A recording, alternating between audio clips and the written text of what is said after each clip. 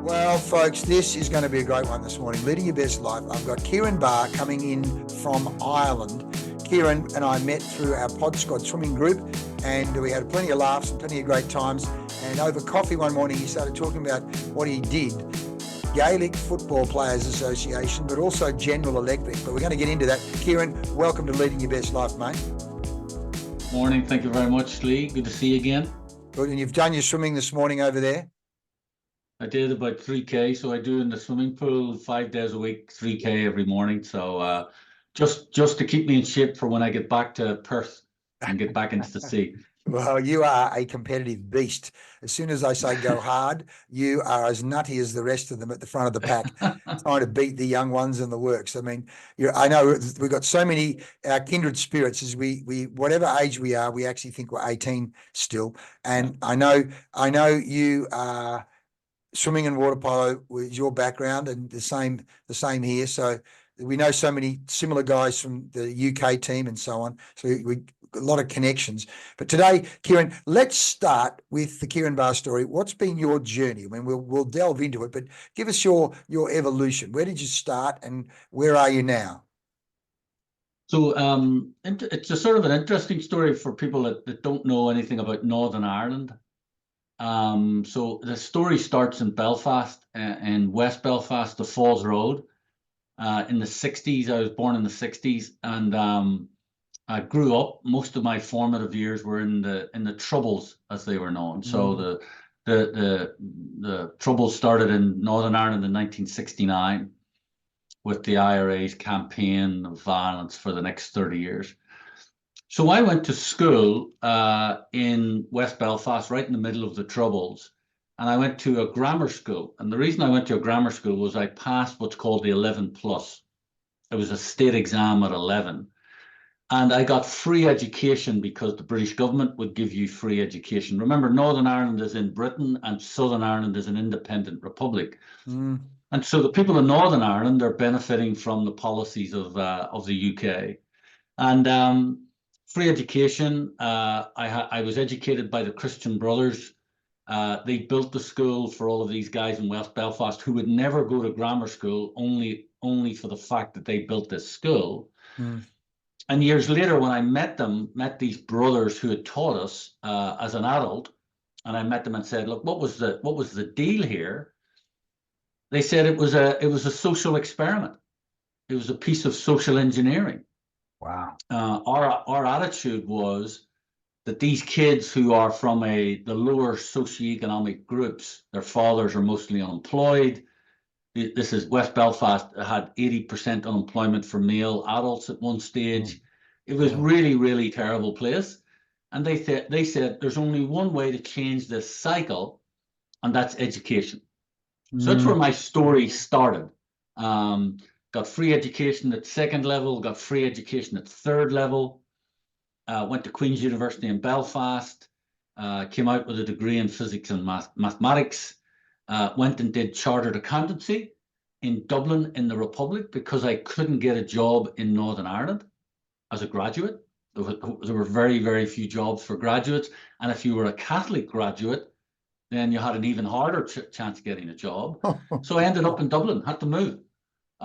Trained as an accountant, worked in a financial institution called Bank of Ireland, and then got headhunted into General Electric, into GE Capital, and spent most of the rest of my career in GE and GE Capital in various places in Ireland, in London, in Paris, back to London, in Seoul, South Korea, back to London, back to Dublin, and then I finished with GE.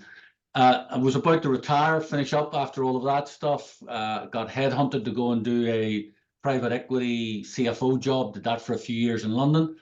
And now for the last 4 years, I've been the finance guy for a players union. So I'm sort of semi-retired. I was a Gaelic player. I played hurling and Gaelic football at the elite level. And we have a union, which didn't exist when I played, but we now have a union for those players.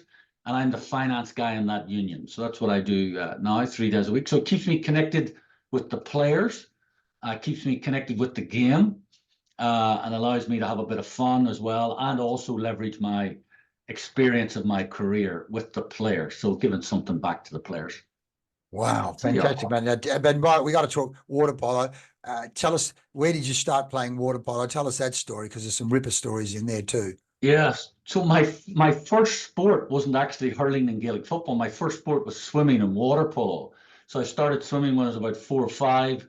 I have 2 older brothers, a younger sister and a younger brother, all of us thrown in. And I learned to swim in a place called the Falls Baths. And you should Google the Falls Baths. The Falls Baths are at the bottom of the Falls Road. And the Falls Baths were literally a How do you set of spell falls? baths. F-A-L-L, or how do you spell it? Falls Falls Road and the Falls Baths. Falls. And it was literally beside a big, huge mill. And there was a set of baths in there, literally not baths that you would have a bath in, and a tiny little swimming pool in this complex. And so when I was a kid and you went in, people would be having their weekly bath in the bath. Yeah. And it was a big long corridor of baths and hot water and all this. Because if you think about it, all the houses around were red brick terraced houses with an outside toilet and no bathroom. Yeah. Well, I can see it is here, Corporation Public Baths. That's it. That's exactly that. There you go. Yeah. Amazing. Amazing. Yeah, there it is. And I learned to swim. There. The water polo club and the swimming club was called Cahill. I played water polo for Cahill. I luckily enough played for Ireland. Was good enough to play for Ireland. I got selected because we were in Northern Ireland. I got selected for the GB students team to go to the World Student Games in Zagreb. I think it was 86 or 87. And played for Ireland, played against England, Wales, Scotland, all that good stuff. And then when I got to 25, I had to make a choice because I was playing water polo at that level and hurling at a pretty high level. So I had to make a choice between the two, and I chose hurling. I just didn't have the time. And I was studying accountancy as well. So, but the water polo was great. I had a great time playing water polo. I even played in America for a summer. I ended up going out to New York and playing for Iona College. Had a great time there for a summer playing for them and working as a lifeguard on the beach. So water polo has always been part of my background in swimming. So, and not why do I swim now? I swim now because I can't run. I've got arthritis from having played hurling and all that stuff in my ankle and my feet. So I have to do something else. So I went back swimming about 6 years ago, full on. So I'm now fully back into like training nearly every day. So, well, mate, you're training every day with us, as was your wife. At Cottesloe, you've got your daughter out here now who does play water polo. So we're all part of the water polo swimming community, which is just a beautiful thing. So let's talk about Jack Welch. Let's talk about the GE days. Because you and I over coffee, there's so many stories around leadership and culture and communication. So if I was to ask you, what were some of the key things you learnt as a result of being in Jack Welch's ecosystem? Let's just talk for a second also the compound performance of GE with Jack Welch as chief executive. So we know that Welch was nominated or given the award of I'm going to search it, Jack Welch, Manager of the Century. So he was given the award of Manager of the Century last century. So what did you learn? Maybe just free ball on that as I just go to Welch's Wikipedia there. Remind you. What Welch's performance as a CEO of GE was to deliver double-digit growth practically every quarter. That was his target. Was that his target to do that, or stated objective, double-digit growth every quarter? Wow. So a couple of very simple rules. So it's basically you need to be number 1 or number 2 in your market, or why would you bother? You've got to have a leading position and a position that people are prepared to pay a premium for. And so whether that's in engineering, or whether that's in technology, or whether that's in services, you've got to have a leading position and a reason for people to buy from you rather than from somebody else. And what Welch's magic was about was great companies, and there's great, GE was a conglomerate of fantastic companies, you know, turbine technology, energy management technology. They built locomotive engines, and then we did credit cards. So there was this wide range of services and products that GE did. But the thing that tied it all together was people. And so it was like once you built momentum in GE, you could attract really, really good people because the thing was successful. Everybody wants to be in somewhere that's successful. So part of the magic sauce was having this momentum of success and growth. And that's driven by people, ultimately driven by people. And so Welch was really, really focused on high performance in people. And he knew that it was people that made the difference. Now, he was ruthless. And he was ruthless because you don't get double-digit growth unless you've got A players. You just don't get it. You can't A-grade players. You can't carry Bs and Cs. In your leadership team, they've got to be A players. And he kept drumming that into everybody that was in a leadership position. One of the other things that was really, really important, and there's two other things that were really important. One was education. So educating and training managers in GE, and that helps them make connections with each other, helps them speak the same language, and short circuits bureaucracy by getting them to know each other and educated in the same methodologies, whether that's Six Sigma or whatever, blah, blah, blah, loads of different things. It wasn't just Six Sigma. There was loads of things that we learned. But part of it was the community that you were creating by getting people together for that training. Okay? So that was one thing. And another thing I'd say is integrity. Welch used to go on and on and on about integrity. Have a high say-do ratio. Oh, boy. So if you're going to tell me you're going to do double-digit growth in 2024, then do it. If you're going to tell me you're going to lose $50 million this year because the market has completely changed, then come in at losing 45, not 50. Do it. Don't do something else. Don't say something and don't do it. Right? And another example of that integrity is that Welch used to say, look, I like your strategy. Okay, if you let's say he was talking to me, just hypothetically. He'd say, Ciaran, I like your strategy. In fact, it's sort of okay. But if you can execute the ass off out of that thing, then that's worth more than the strategy. A half-baked strategy executed really, really well is better than this amazing strategy that you mess up delivering. So execution, this integrity of having a high say-do ratio was key to the success of your own career and GE as a company. Wow.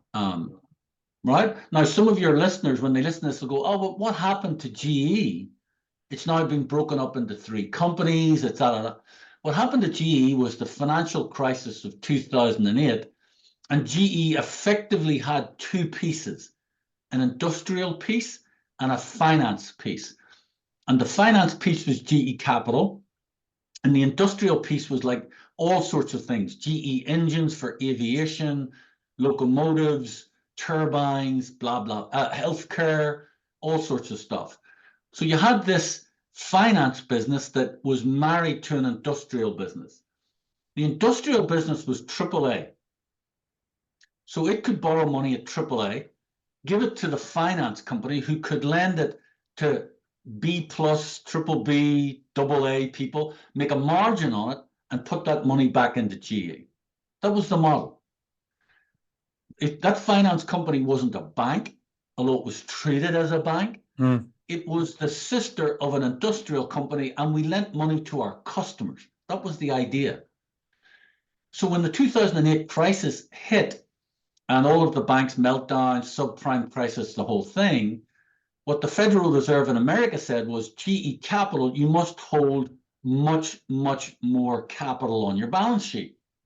Well, the only place where the capital could come from was the industrial side. And the industrial side needed the capital to run its industrial growth. So the equation didn't work anymore. And that's why GE had to be broken up the way it was. That's what's happened. So it wasn't anything to do with their performance. So the model worked beautifully, but it was the collapse and then the government changing the rules of the game.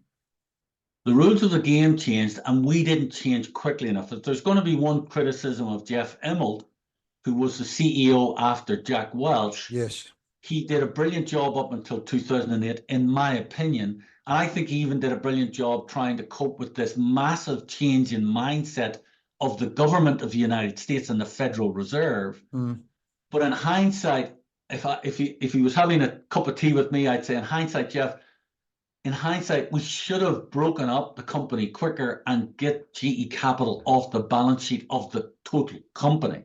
Yeah. And I'm guessing he'd say, yeah, if you were to call it, if I was to look back now, I'd go, we just have to get going and get GE Capital off the company's balance sheet. Sell it to Citibank or sell it to a bank who could then use it with capital. So what happened was most of the assets in GE Capital were sold at a premium. Oh, that's good. Because the franchises were so good. So Citibank, Wells Fargo, JP Morgan bought the assets all over the world and bought them at a premium. So the GE Capital actually was a really good business. It just didn't fit the model that the Federal Reserve looked at it and said, industrial conglomerate with a finance company, AAA. We then got downgraded to AA, which made it worse.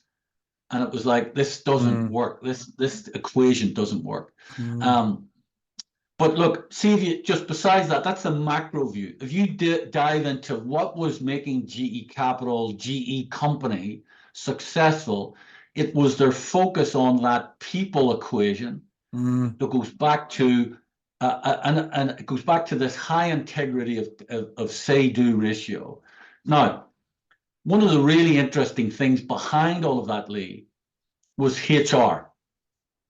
And HR in GE is the best HR I've ever seen in anywhere that I've ever worked.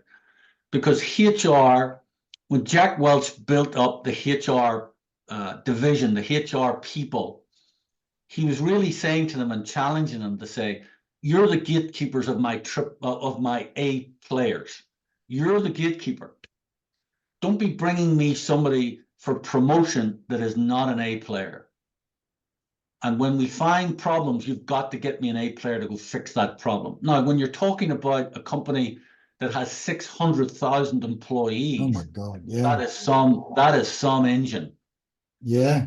And I experienced that firsthand in Ireland in a tiny little business, that engine working, where you had senior HR people coming to meet you because someone had you on the radar as an A player and saying, is this guy really what we think he is?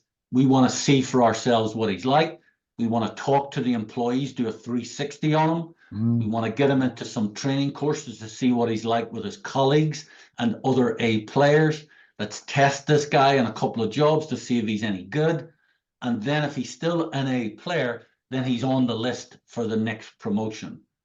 Wow. That's how it worked. It was as scientific as that. What a formula, as you say, straight away. Get me an A player to fix that problem. If we've got a problem, give me an A player to fix it. Where's the list of the A players? And as you say, 360-degree feedback, training with other A players to see how does the person apply themselves and how does he or she relate to the other A players. And then let's give them some pilot tests to see how they go when you actually give them a job to do it. Then it's like tick, tick, tick. So it's a incredible process and system, which again, I love, having studied Welsh. And again, I said to you, our Japanese friend Hideo Hector from running BSI Japan is an ex-GE guy, and he talked about mentoring. And again, what I want to talk to you about, you talked about the importance of training, and Welsh, I can hear the mantras, and I say to people this, great leaders have mantras that they drum into people. They say over and over again. So he said, 1, integrity. And this whole language, he's brought language in. I know straight away, Yeah. boundarylessness was one of the Yes. things, not breaking down the silos. Another one was he wanted if the quote be something like we will out invent the competition. In other words, I think it was something about some using online. How do we actually use online to get rid of existing structures and systems? There was a word he had for that. I can't remember that. But another word he, as you say, is a high say-do ratio. He's created a language within GE there, which again, I think all great leaders do. But let's just talk about this. The leadership program, the training. I know that from my recollection, Welch fronted pretty much most of those programs. So talk to me about that. And then let's talk about the mentoring program that went on in GE. So let's start with the leadership program. So they had their own university, a place called Crotonville, which is just north of New York. It's about an hour north of New York. And it's in Ossining. It's called Crotonville, Ossining, New York. Ossing, I think the place. Now, the new GE, currently, they sold Crotonville about a year ago. But Crotonville was a 5-star campus for leadership training in GE across the world. And Crotonville, you go to Crotonville with a group of, let's say, 60 other leaders for a 3-week, 4-week program, complete immersion. And in the middle of that program, Welch would show up, or Jeff, there's Crotonville. Welch would show up, or Immelt would show up and spend an hour talking to the class, telling you what he thought, what was going on today, where he thought the company was going, and then you'd be a questions and answers.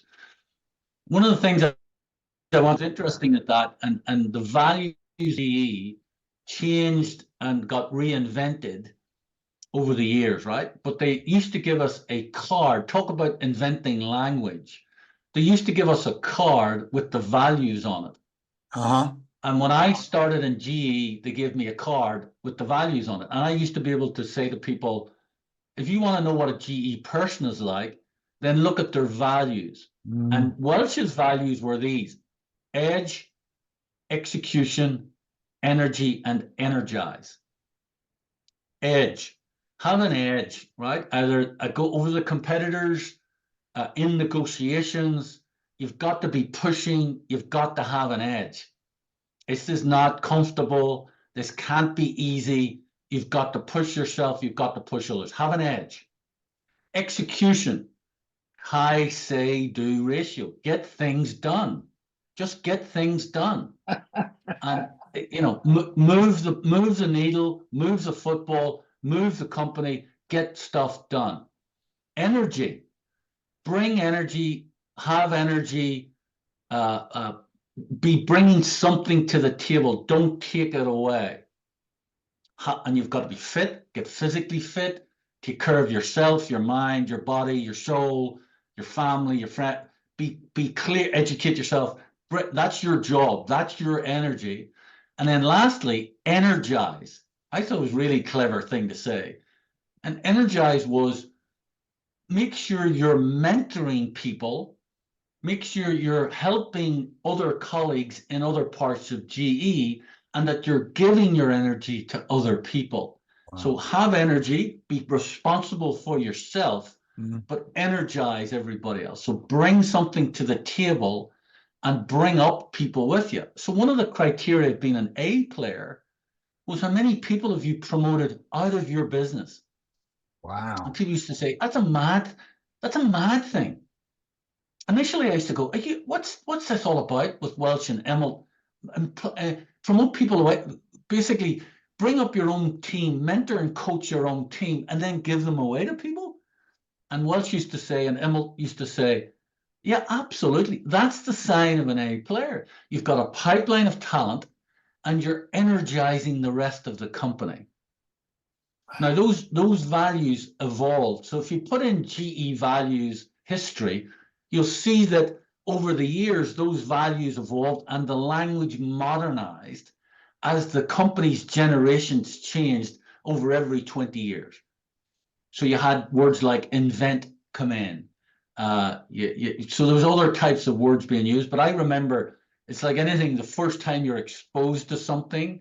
And when I entered GE the first time, I was sort of blown away by all this stuff, but overwhelmed. And I was given my card, and it was like, here's the 4 values.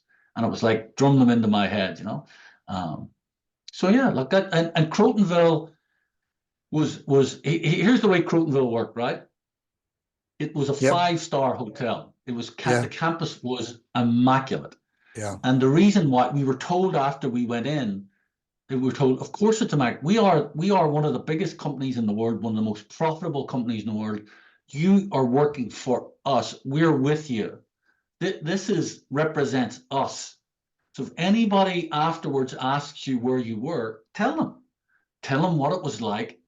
Tell them what it's like to work for GE. Tell them what the training's like in GE.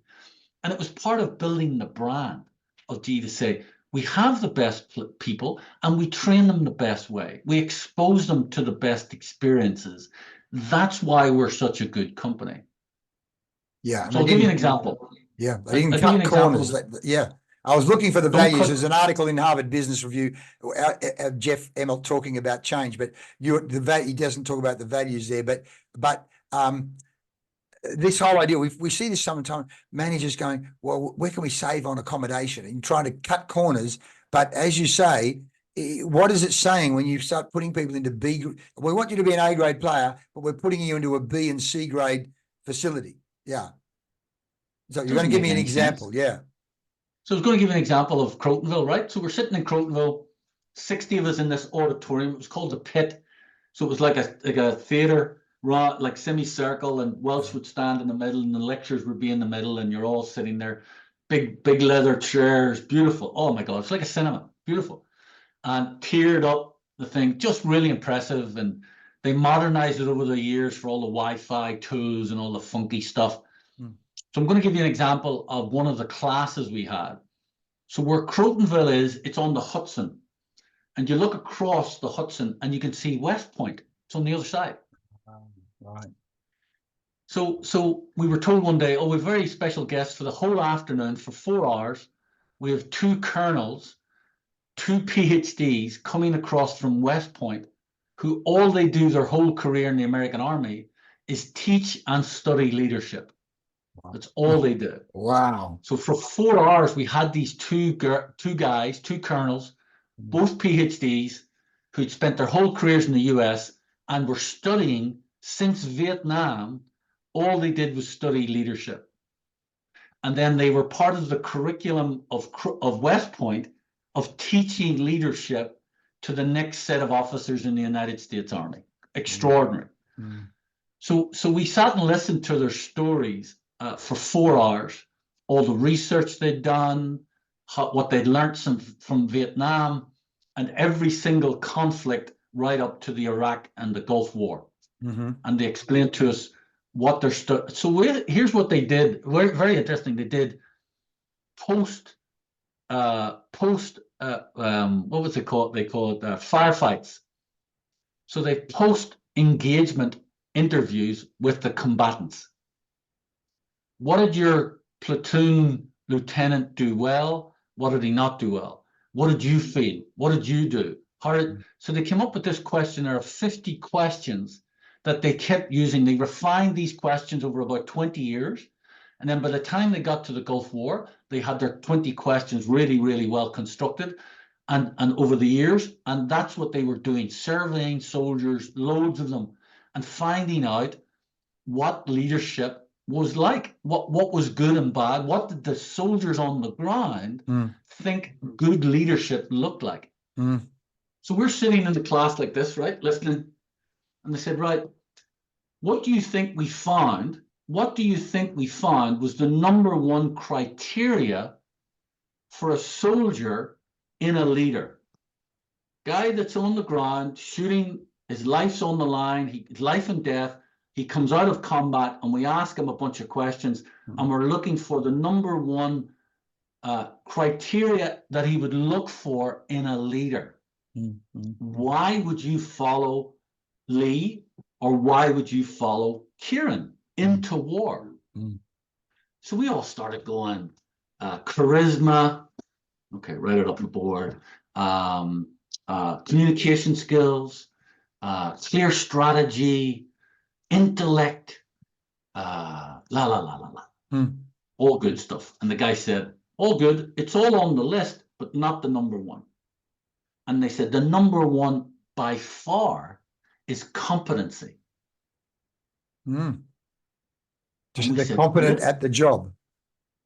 Competency. They will follow competency into life and death before anything else. Competency in a leader. So we said, give us an example. And they said, we'll give you an example. I'll give you a couple of them. Said they're in the desert in Iraq. And one of this platoon come out, and we interviewed the whole platoon, and we said to them, do you like your lieutenant? No. What do you not like about him? He's a pain in the ass. He's always on our back. He's actually la la la la la la la. Do you think he's any good? Yeah, he's the best lieutenant we've ever had. Said, but you just told us you don't like him. He said, yeah, we really don't like him. He's a complete pain in the ass. But I'll tell you what, here's what happened. We got caught out under fire for 2 days.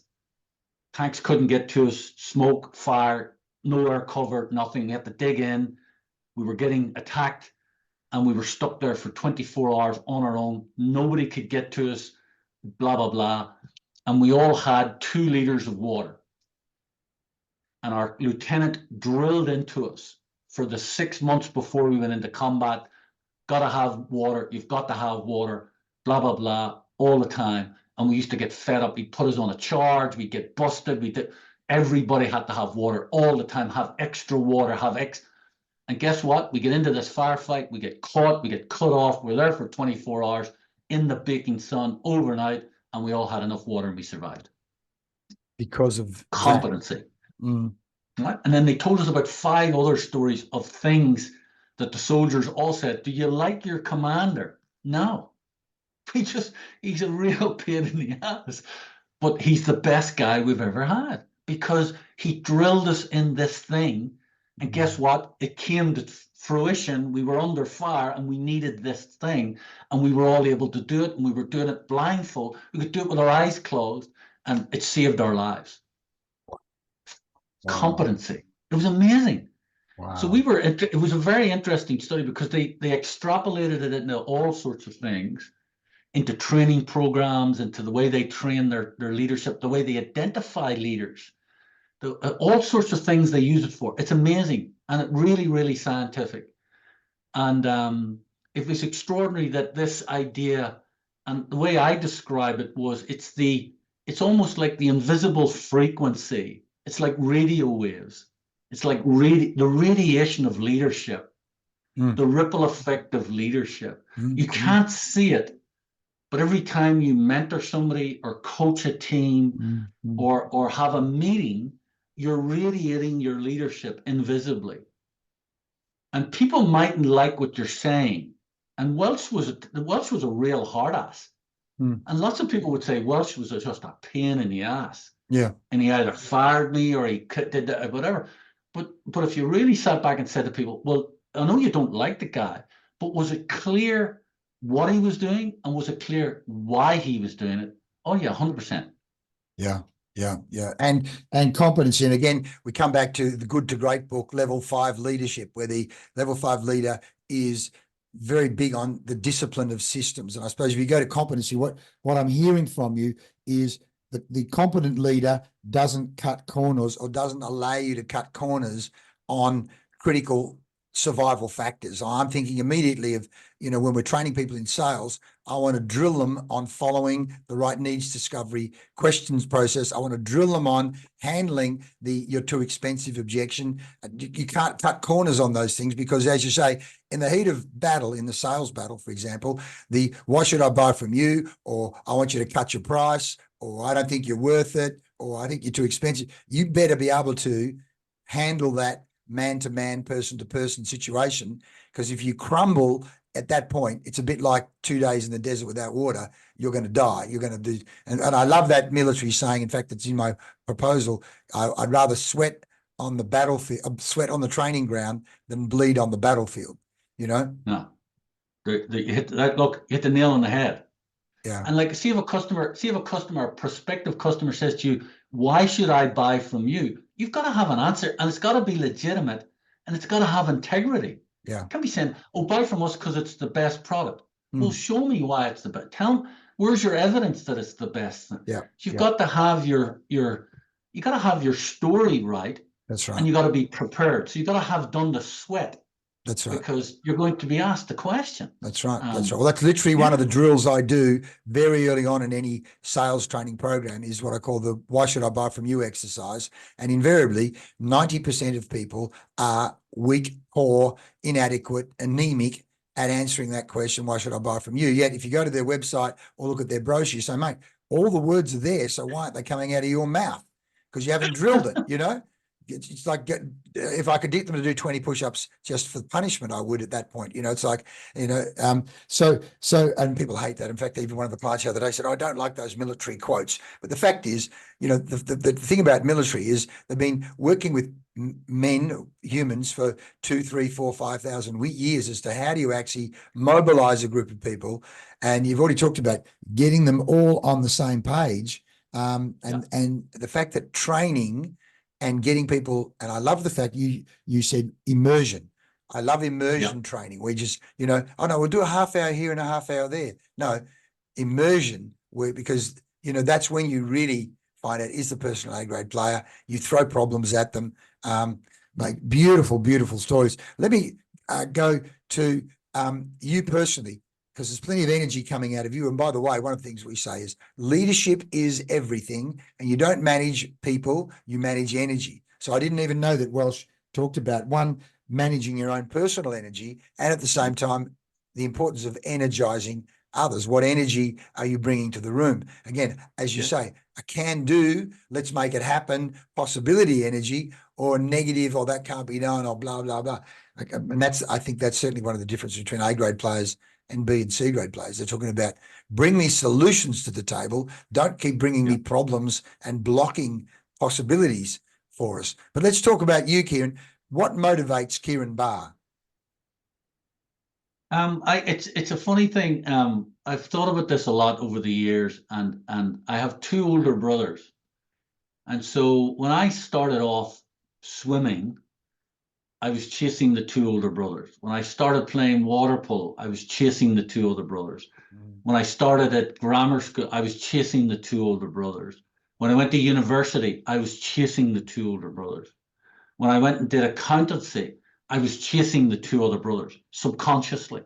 And so I've been competing with my 2 older brothers since I was tiny. And so that was my motivation. And I figured that out when I was in my 30s. It took me that long. I was a bit slow learner. And I was like, hang on a minute, why are you doing this? It's got to be a better reason than like you just like get up in the morning and like doing this. Beat your brother. So I figured out that I was competing for self-esteem, for attention, for legitimacy, for affirmation from my 2 older brothers. They don't know this, by the way. I've told them since, but they you know, I haven't told them in this level of detail. I've mentioned to them a few times now. We've had this conversation at family weddings and stuff. I said, look, and I've said it publicly. People have said to me, who's your best coach? Like, why were you a good water polo player? Why were you a good hurler?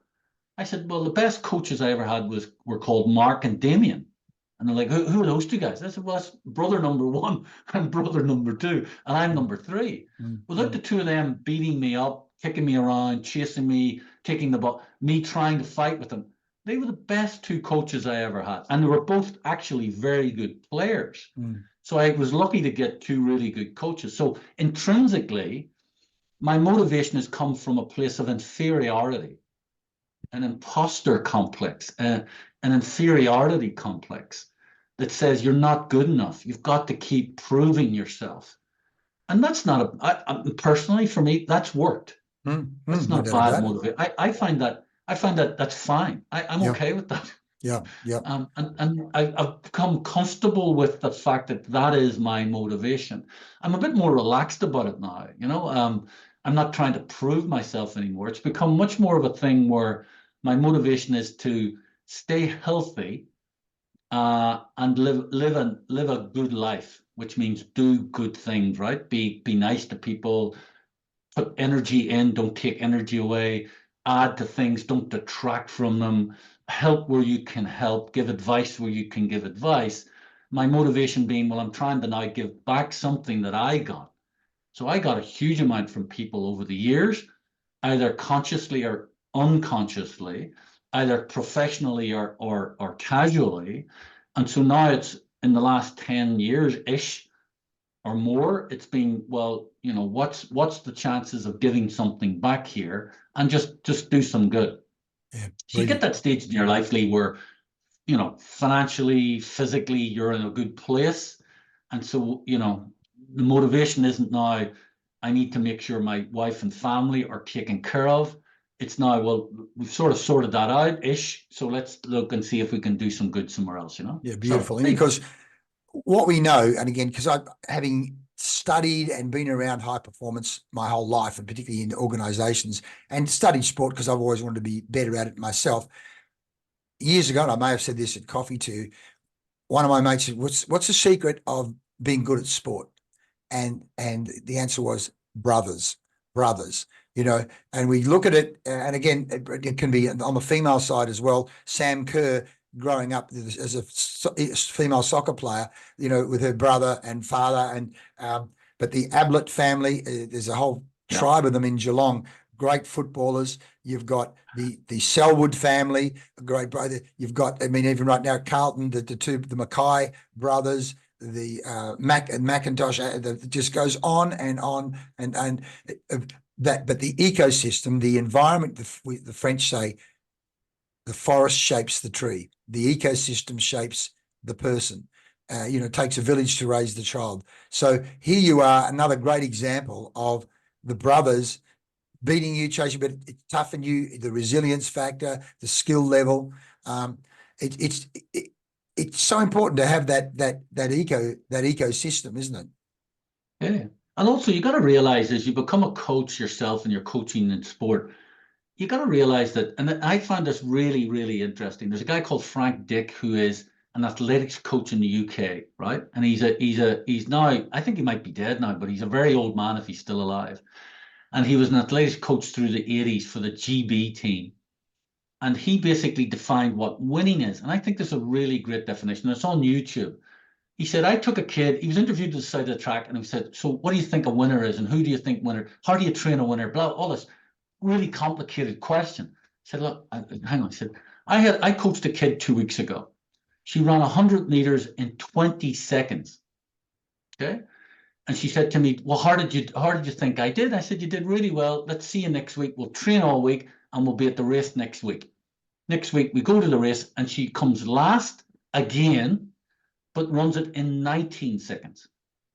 And the kid comes over and says, Coach, I came last. And he said, no. You might have come last. There was 8 runners and you came last. Last week, you ran 20 seconds. This week, you ran 19 seconds. That's a win. Let's go back to training and next week, and let's make it 18 seconds. So in a sense, it took me a long time to figure out that when you're coaching players of all sorts of abilities. And it's great if you can coach Carlton or coach Collingwood and you're dealing with all A players. Fantastic, top of the tree. You got to remember, even in that group, and as you go down through the groups, people have different motivations for playing, different abilities, different attitude. And what's winning for them could be literally just kicking the ball better the next week or finding a better pass. That could be the win for them. So coach to what you're seeing in front of you, not something that you're inventing in your head or you want to imagine everybody to be. Deal with the reality of what they're like and define winning within that reality, right? So you can't ask somebody who's, you know, starting off is a bit overweight, isn't fit, and expect them to run 100 meters in 10 seconds. You say to them, we're going to take this piece by piece, and our goals are 20 seconds, 19 seconds, 18 seconds, and let's work. And that's winning. That's winning. Well, that's why I love the Japanese concept of Kaizen, continuous and never-ending improvement. And as you said, Six Sigma was such an important part of the GE mentality, the GE playbook. So let's talk about that for a second, how that was used, because I think you talked about that part of the training was getting everybody operating on the same methodology. So not only was it execution, but community and same methodology. So let's talk Six Sigma and Kaizen for a second, how that worked. So part of that is making sure that you're dealing with evidence. So that's making sure that decisions are made on facts, not on someone's opinion, not on a feeling, that you base the stuff on evidence. And you've got data and you've got tools that allow you to analyze the data. Number one. Number two, you have a language that allows you to communicate with each other in relation to that set of facts. So now all of a sudden people are short-circuiting decisions because they are able to communicate with each other specifically to do with the tools and the facts that are being presented in relation to a problem. So root cause analysis, fishbone stuff, all that jazz, right? So now you've got a set of tools, you've got a set of facts and information and data, and you're able to analyze it and talk to each other very quickly about what you're seeing. Thirdly, you're now making people work together in a consistent, logical fashion. So that's glue. So now you've got tools, you've got data, you've got communication, you've got glue. And so all of a sudden, whether it's a sporting team or a business, people are starting to read the move, to read body language, to react quicker than as if they were complete strangers. So now you've got momentum. 2 + 2 = 5 now, because you've got this unseen, hard to define momentum. But where does it come from? It comes from the data, the tools, communication, community interaction, and the glue. And now you're getting this reinforcement of that sort of methodology. Now, that's what it's about. And then what I like to say is then, if you add that into other disciplines, so let's just take the discipline of finance, and I was a finance guy, right? We're doing a plan, and I say to everybody, let's do the plan for 2025. Here's 24's actuals. We need growth. We need this. We can either take cost out or grow the top line, grow the margin. What are we going to do? And if we've all been trained in Six Sigma, we all immediately start talking the same language. What's our products like? How can we get efficiencies in that? Are we investing? Where are we investing? Why would we do that? Where's the best margin? All of a sudden, the language is moving really quickly in everybody's work. And we're iterating really quickly through the plans. And the plan is a tool to allow us to express what we think 25 will look like. Well, that's all it is. The plan, of course, the plan's going to be wrong. But it's part of the toolkit that allows us to have this conversation really quickly and efficiently to plan what we think we're going to do with our products and services in 2025. So all of a sudden, in a practical way, I'm now talking the same language as the engineers, and I'm the finance guy, because they're saying to me, we think if we invest this, we can change that, we can do. And I say, well, what margin am I going to get out of that? Well, that's up to you, Ciaran, with the other guys, because we think we can take 5 basis points or 10% out of our raw material reusage and that. I'm going, perfect. I know what you're talking about. Let me go to the other guys on the product marketing side to say, guess what they're thinking of doing? And we get them all in a room and we're all talking the same language. That's efficient. It's effective. It allows you to iterate really quickly. And it's opening up people's minds for what the possibilities are. Versus, I'm going to tell you, Leigh, because I'm the engineer. Engineering is going to tell you the answer. Stay in your lane. We'll tell you what's going to happen. Not in GE. Everybody in the room, everybody talking and questioning and arguing and asking and verifying. But did you check the data? Well, what would you know about data? Well, I did the Six Sigma thing like you did. I want. What about the two? Did you try that too? Yeah, we did this way. Okay. Well, you get. So you're now building this system, and it becomes a system that has all these parts in it that are stuck together. And I tell you what, across a global company, that is serious value in getting people connected who speak different languages, are in different cultures, are in different markets, to be able to get that sort of synergy when you're trying to sell an ultrasound machine in 50 countries. Oh, wow. Yeah.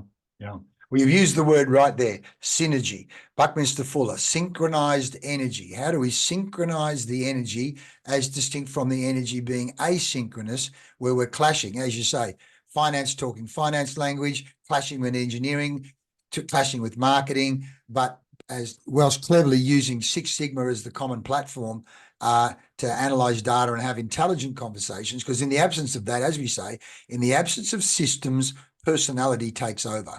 And so Correct. the loudest or the biggest bully or the, whatever, and all of a sudden you don't have 2 + 2 = 5. You have 2 - 2, because it becomes the biggest ego in the room, versus the other way around. The other thing I want to touch on then is, of course, he had that ranking system where literally he got rid of the bottom 5%. So let's talk about that, the managing KPIs and the rating system, and how people knew what the game was there.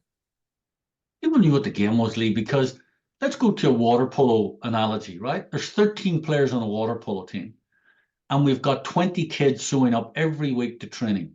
Never miss 20 kids. Every week. We do a pre-season for 6 weeks. We train 3 times a week.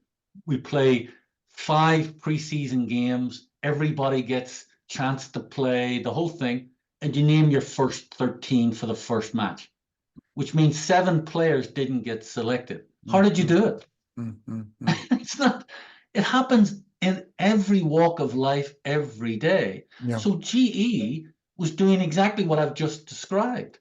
And they had a system about the values, about performance of your company, about 360 feedback from your peers and from your subordinates and from your managers.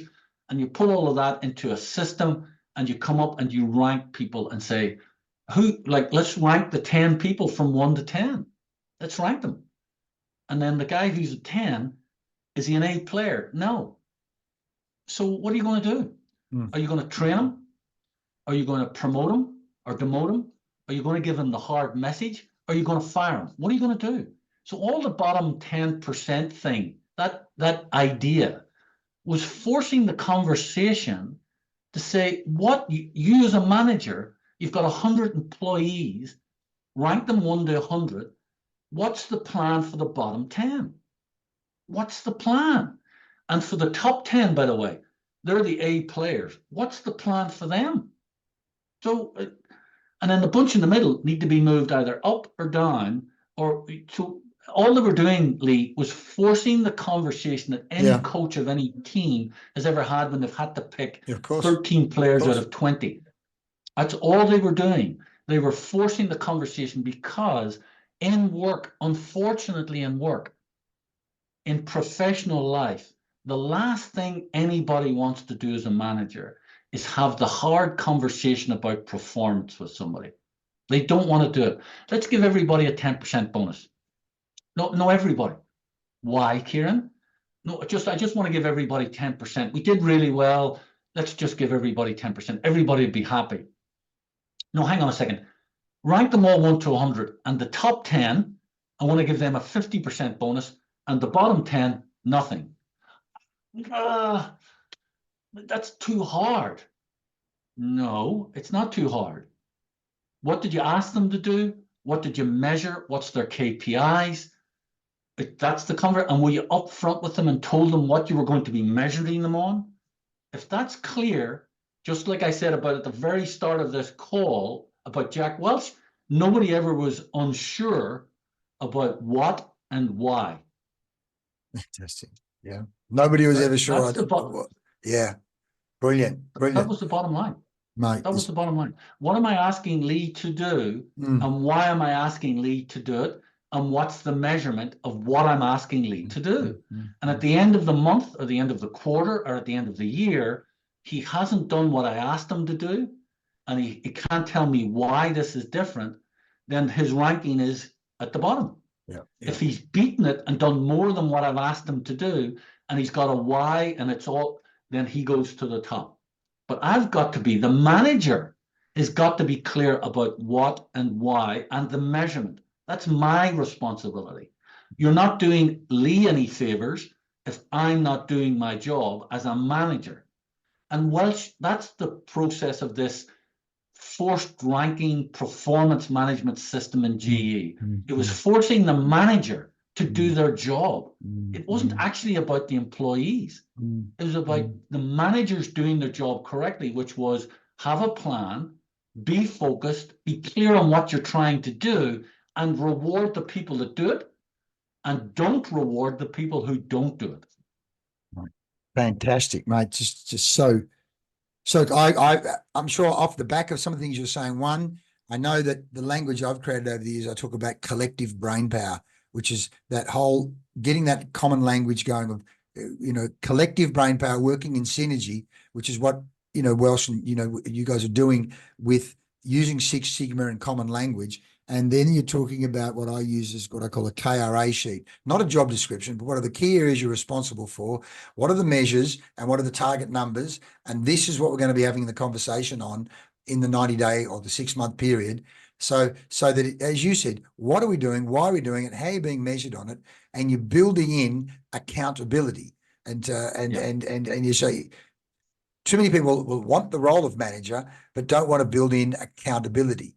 And of course, whether it be sport or business, if there isn't some accountability, it's very easy to stay asleep in the comfort zone versus the learning and the growth and the high performance is outside the comfort zone. I go, what makes a high performer? You study Ronaldo, and invariably, I saw a video clip the other day of one of the guys talking about all the extra training that Ronaldo did. Besides the extra training sessions, the same as David Beckham, you can go on to Netflix and see the Beckham 3 training sessions a day with 3 different squads. I've said to the water polo kids, you want to be extraordinary, you will do the extra. You get there early, you do the extra training sessions. You don't do 3 sessions a week, you do 10 or 13 sessions a week. I mean, one of my philosophers was a guy followed in rugby league and rugby union. He learned from his father, who said, you may not be the biggest or the strongest or the best ball handler, but you can be the fittest. So let's start with being the fittest and see where that takes you, let alone then, work on your ball handling and other things. So, mate, let's talk about you. You've already talked a bit about your daily routines and your swimming and so on. Let me ask you this. Are you much of a reader? Do you read books? Are you a reader or a listener to anything, or have you been over the years, or not really? I have over the years, and a lot of it's to do with management and coaching, and some of it's to do with sport. And then I like reading crime novels and fiction and not. So I like reading history. Yeah. I like reading historical stuff, either to do with war or to do with leadership. So various leaders and some obscure stuff, and people would say to me, "Oh, you should read that book about such and such a person." I like that historical stuff. I like U.S. history. I find the U.S. a fascinating project. Like the idea, I'm listening to a podcast at the minute, and the rest is history, it's called. And one of the sections I've picked is the American War of Independence, because I know something about it, but I'd like to learn more about it and what was going on behind it, the Boston Tea Party, all that jazz, Paul Revere. It's very, very interesting, because when you start looking at the detail of history, it's not the simple formula that you think it is. No. Bad guy, good guy, blah, and so you start finding out that there was other subtleties, that somebody tried to do something through legislation. For instance, the Boston Tea Party was caused by a legislation change in the UK to fix a problem in the East India Company, not the Americas. And so you find out things that you go, and so I love learning that, because I think that's got relevance to any situation you're in today. That I'm still involved in the players union, that I might be in negotiating something or giving advice to somebody on something. It helps you keep your mind open and keep your mind in a learning frame. Correct. And you've got to be, I think you've got to keep yourself learning, because you're going to learn something. Yes. Right? So I like reading, and I like reading history. And I like listening to podcasts about history. I like Le Carre novels, all of that science stuff. George Smiley He's one of Right. my Yes. favorite characters. Yes. I like the subtlety of that and the complexity of it. That it's not the obvious answer. You've got to dig a bit. You've got to think a bit. You've got to connect things. And it's the same in business. There's never an obvious solution. I'm a huge fan of Apple. I have an Apple phone. I have an iPad. Blah blah blah. AirPod. All that. I'm really interested in how Jobs did what he did and why he did it. Disney. I'm a huge fan of Disney, the company, and what it did, and what Disney did himself, and his brother and the family did invent Disney. I recently just listened to a couple of podcasts, a couple of interviews with Jamie Dimon, the JP Morgan chief executive, who was a classmate in his MBA with Jeff Immelt of GE. Very interesting view of the world and economics and geopolitics and where we're all going and what he thinks the things are. So I'd like to do that, to watch things and listen to things and read things about history on one hand and sort of business and economics and banking in general on the other hand. So, And I think and then coaching. I Yes. would read a certain amount about coaching, sports coaching, just stuff, just general interest stuff about coaches that are really good and why are they good. You know, a guy called Wooden in the US was a John Wooden, basketball absolutely. coach. Yeah. No, read his stuff, various other coaches, you know, and I watch and listen to stuff like that. There you go. Well, as you say, you learn things, and it's also incredibly inspiring. Wooden has that pyramid, the character pyramid. He's talking about building people and getting them to tie their shoelaces up. Coming back to drills and discipline, you know, getting them to tie their shoelaces up the right way so they don't come out like just all those little things, which again, he's a pain in the ass. But again, his record was just incredible from a coaching point of view. Let alone the same being Alex Ferguson and all of the Manchester United coaching stuff as well. So one thing I'd add about that, right? Some coaches over the years, there's a common theme with great coaches, is all of them say, "Why were you a winning coach?" And they all say, "I had great players." Yeah. It's not rocket science when you've got great players. That's right. You have got to have that talent out in the field. I know. Yeah. So let's go a step further. Now that you're with the Gaelic Players Association, how have you applied some of these lessons into your current position? What are some of the things you've applied? So first of all, in terms of technology, moved them from 4 years ago, server-based, in an office. You had to go into the office to log on to get the data to do your work. Moved everything into the cloud. Everything is on Microsoft now. We've got a database of players on a thing called Microsoft Dynamics 365. Everybody's on Microsoft in terms of their laptops and their desktops. Everybody's mobile phone is all linked into that.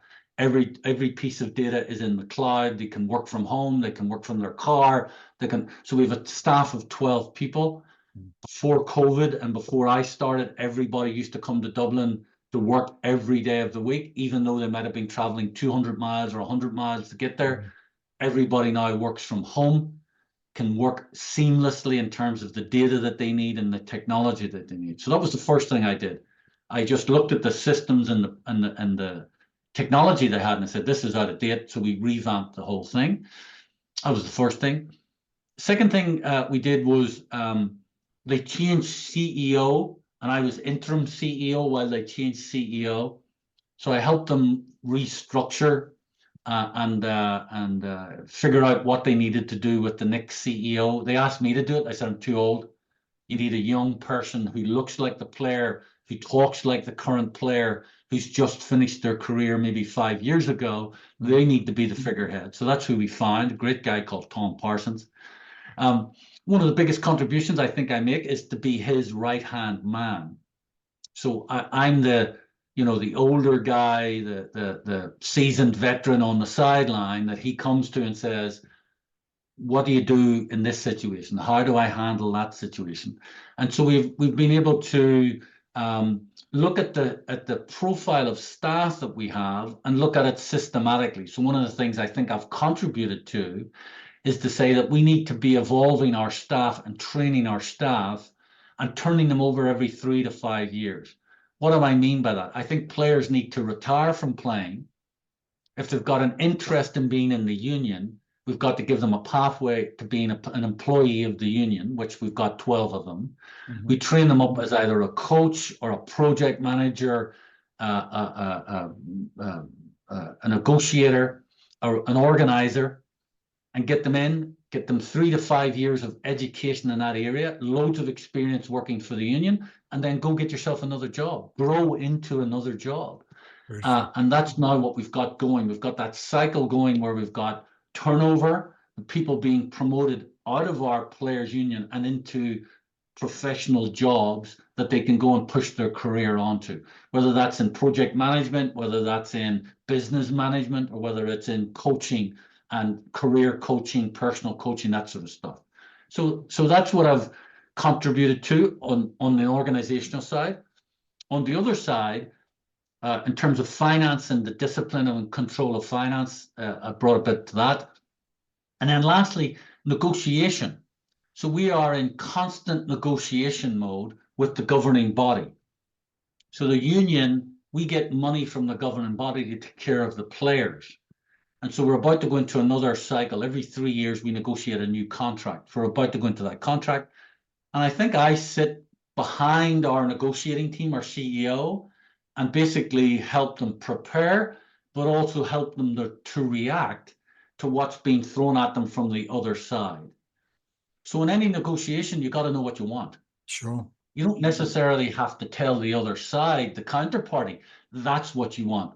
But you've got to be very clear in your own head what you want and what a win would be for you. Secondly, you need to be clear on what a win for them is. So you've got to be clear what's their needs, where are they coming from, what can they do, and so that you can get a decent negotiation and a decent contract. Unless you're absolutely miles apart, that you understand what you want, you figure out what you think they need or want. And if you're a million miles away, then that's going to be a very difficult negotiation. So prepare for it, because eventually both sides are going to have to move.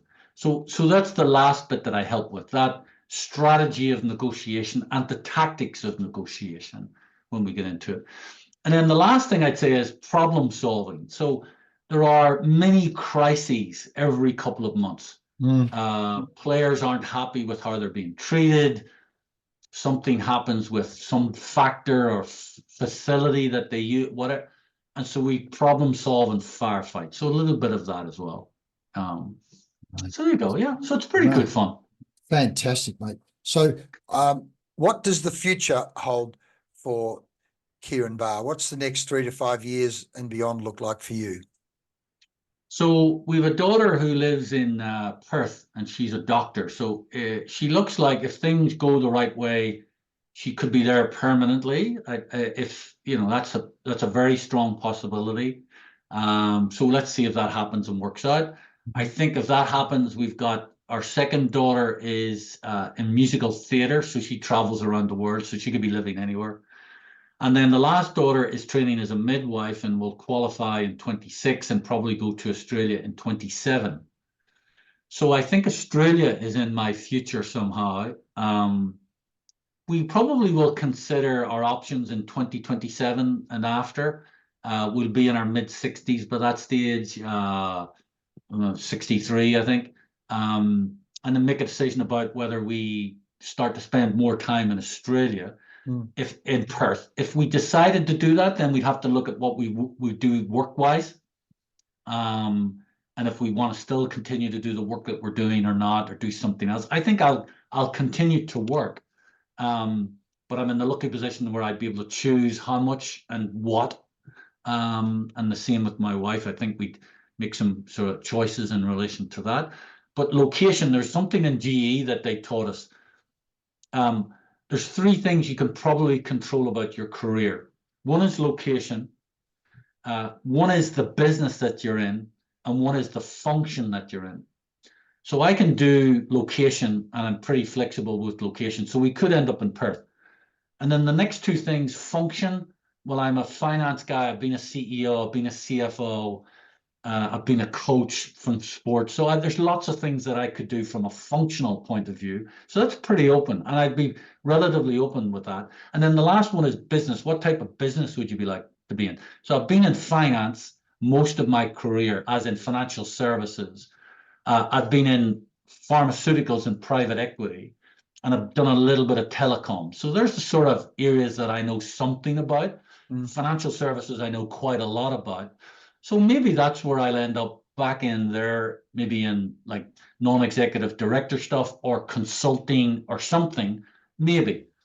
But I would put it in the order that I've put it in. Location first will become the most important.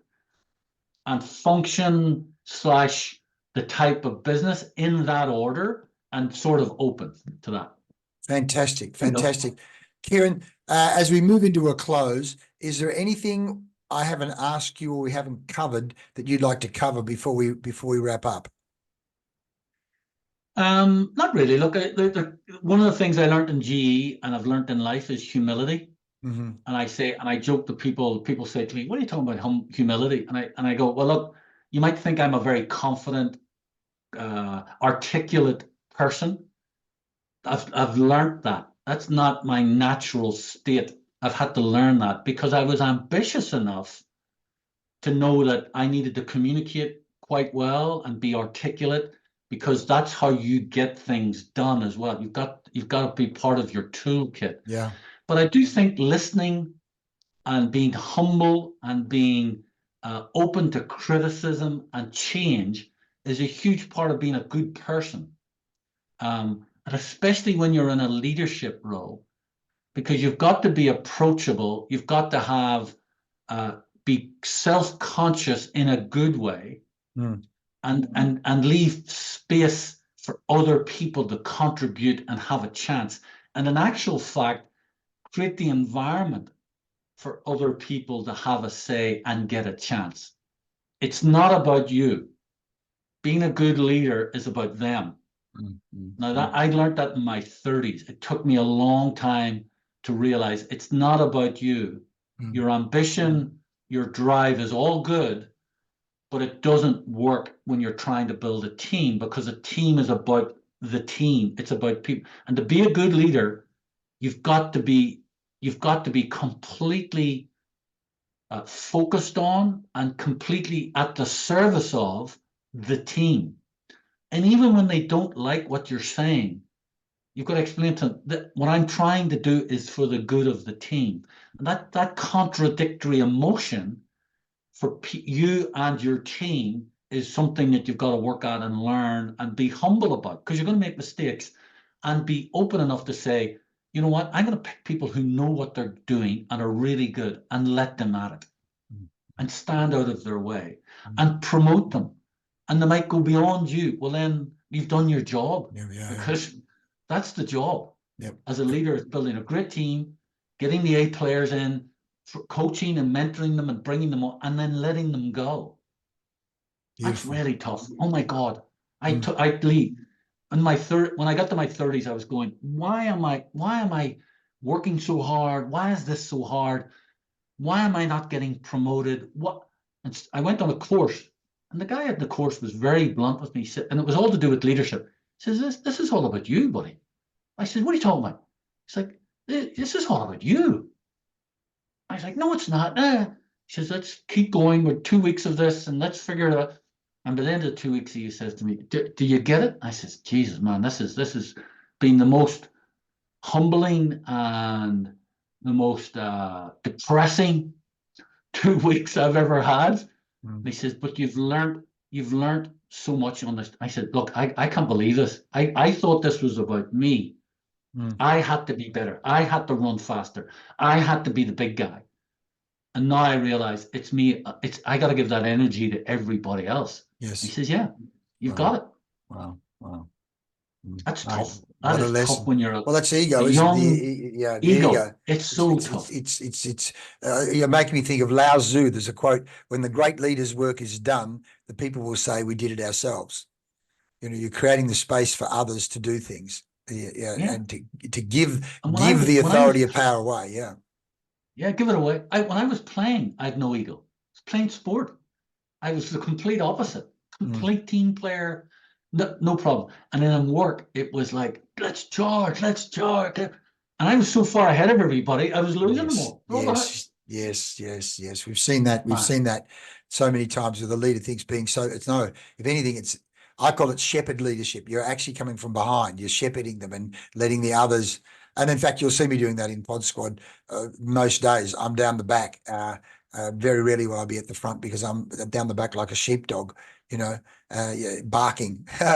So, mate, Ciaran, this has been unbelievable. I'm just going to go through some of the notes that I've taken. The social experiment that they did with you in West Belfast with the Christian Brothers, 80% unemployment, free education as a result of clearly the intelligence and the genetics and the good luck.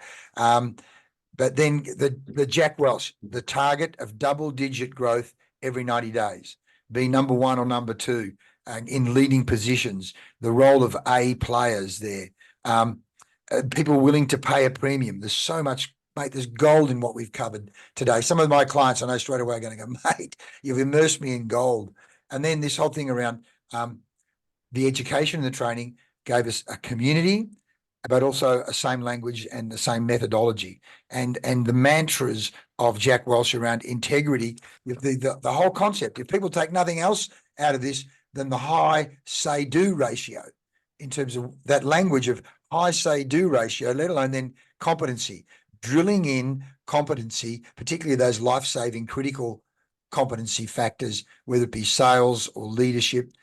Just unbelievable, mate. Get me an A-grade player to fix the problem. The 360-degree feedback, the training with other A players, then give them job tests, and then we rank them based on those things. It's not just what's my opinion, which brings you the values, edge, execution, energy, and then energizing. Mate, it's just absolute gold. Ciaran, thank you so much for your time, mate. Absolutely brilliant. I'll get you a copy of this, do with it what you want to do, and we're going to share it. Once you approve it, we'll share it far and wide. Mate, any final comments you'd like to make? No, look, thanks for the opportunity to talk with you, and thank you, Leigh, for your welcome and the atmosphere in the Pod Squad, the swimming where we met. It's a great welcoming place, completely open, and everybody can come along, all abilities, etc., but very friendly and open. Super. I keep up that, because it's such a lovely thing to do in a lovely place. But the people, back to our conversation, the people make that. Yes, the people make that thing, right? And it's there's a lot of negativity in the world, and lots of bad news, and so, but there's much more good news than bad news. The last thing I'd say is the world is full of good people. Yes. And when you come down to the Pod Squad in Perth and Northcote in the morning, and everybody's chatting, and we get in the water and have a cup, the positivity and the welcome is lovely. So thank you very much. My pleasure, mate. And you guys are welcome. You and your wife and your daughter are welcome back anytime. You know that. You've got your white cap, so you're in. You're a member for life now. So anytime we know you're going to come back soon, and it's just been great talking to you. And mate, we'll stay in touch anyway. But I do appreciate your time, and this is going to be great. Thanks very much, Ciaran. Thanks, Leigh. See you. Bye. Bye-bye.